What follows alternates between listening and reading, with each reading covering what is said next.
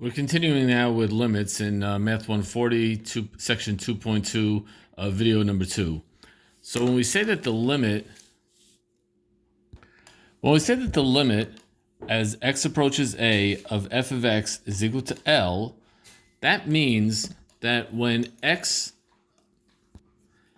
gets close to the a, y gets close to L, which means that when x gets close to the number a, y value gets close to the number L. Let's look at a couple of graphic examples of this. In this example over here, this is a very simple, straightforward example.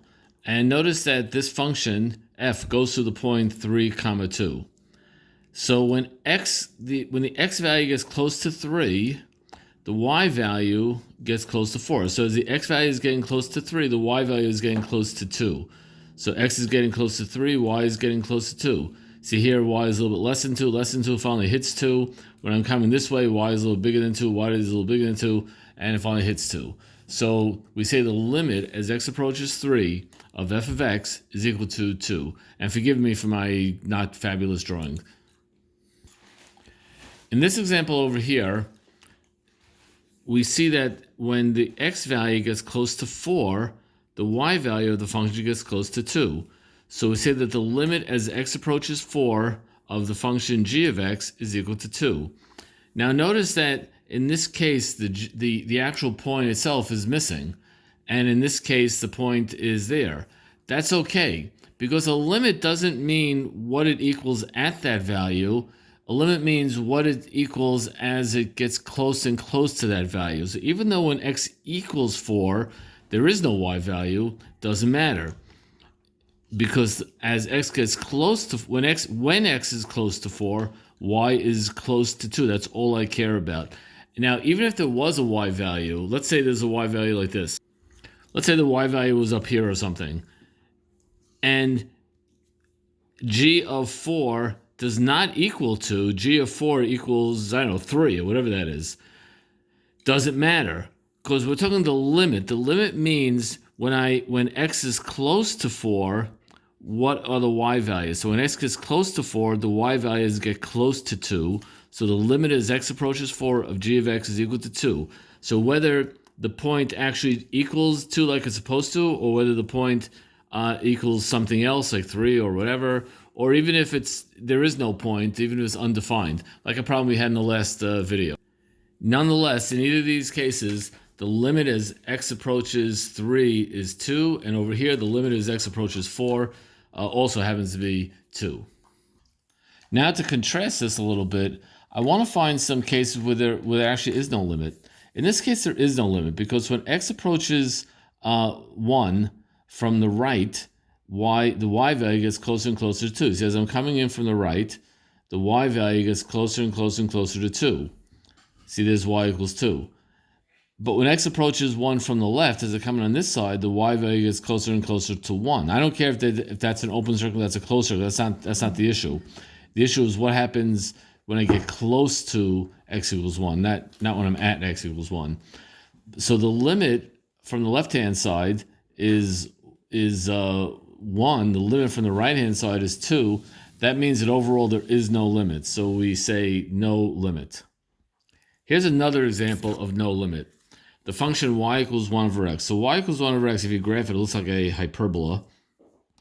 And of course, the reason it looks like hyperbola is because it is hyperbola.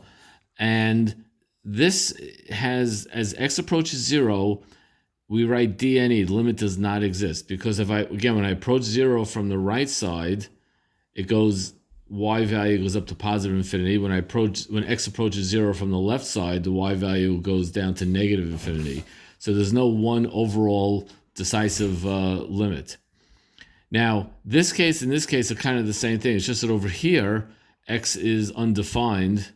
Y is undefined when x equals 0.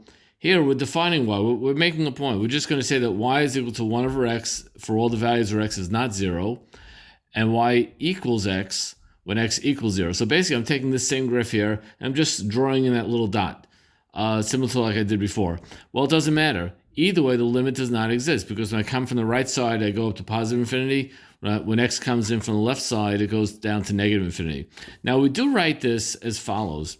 We write that the limit as x approaches 0 from the negative direction is equal to negative infinity.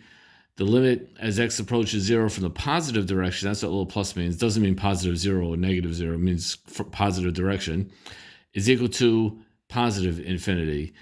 This we call a left-handed limit, and this we call a right-handed limit. And if the left-handed limit and the right-handed limit do not match up, if they do not agree with each other, then we say there's no overall limit. There is a left-handed limit, or left-sided limit. There is a right-sided limit. The left-sided limit is negative infinity. The right-sided limit is positive infinity. Yes, that's true, but there's no overall limit. The overall limit does not exist. Limit does not exist.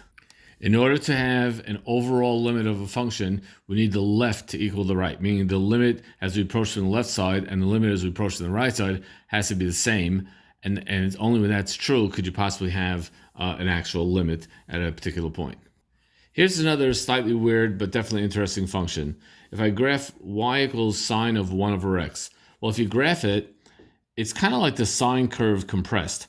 So it comes up to 1, down to negative 1, and then as you get close to 0, it just goes wildly up and down, up. And similarly on the negative side, same thing. This is actually a symmetric, sort of, meaning it's symmetric to the origin. But anyway, this here has no limit, because when x gets close to 0, what does y get close to? Well, y is going all over the place. Y goes up to 1, down to 0, down to negative 1, back up to 0, back up to 1. Since the y is just going so crazy, I don't know how to say better than that, as x gets closer and closer to 0, there is no y value. What is it? Is it 1/2? No, because it's all over the place. It's not 1. It's not negative 1. It's not even 0, because even if it equals 0 over here, if I go a little bit further, it goes down to negative 1, back up to positive 1, so on and so forth. So this, we say, a limit does not exist at x equals 0. A limit.